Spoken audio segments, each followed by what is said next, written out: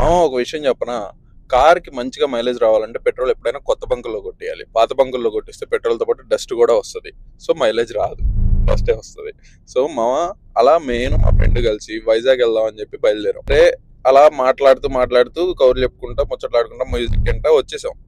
Almost Annavaram దాకా వచ్చేసాం. Kathipudi correct గా రాజమండ్రి దాటామని అప్పుడు రియలైజ్ అయ్యి అరే మంచి బిర్యానీ తిందాం అంటే, హైజీనిక్ ఫుడ్ తినాలి అంటే రాజమండ్రి దాటిన తర్వాత దొరకటం కష్టం కదా అనుకొని ఏం చేద్దాం అని అనుకునే లోపు కత్తిపూడి సెంటర్ దాటుతుంటే లెఫ్ట్ సైడ్ మంచి లైటింగ్ తో వైబ్రెంట్ గా గుడ్ లుకింగ్ అంబియన్స్ తో కనిపించింది. సరే ఏంటిదా ఇదని చూస్తే చిట్టిబాబు కోడి పొలావ్ కత్తిపూడి బ్రాంచ్ అని ఉంది. ట్రై చేద్దాం, బయట అంత అంబియన్స్ బాగుంది చూడటానికి, ఫుడ్ ట్రై చేద్దాం అని వెళ్ళాం. ఒక స్టార్టర్ 2 బిర్యానీలు ఆర్డర్ చేసాం. నేను జనరల్ గా రివ్యూస్ ఇవ్వను, ఎందుకంటే నేను పెయిడ్ రివ్యూస్ నాకు నచ్చితేనే చేస్తా. హానెస్ట్ గా చెప్తున్నా జీ బగలుంది ఫుడ్ అయితే.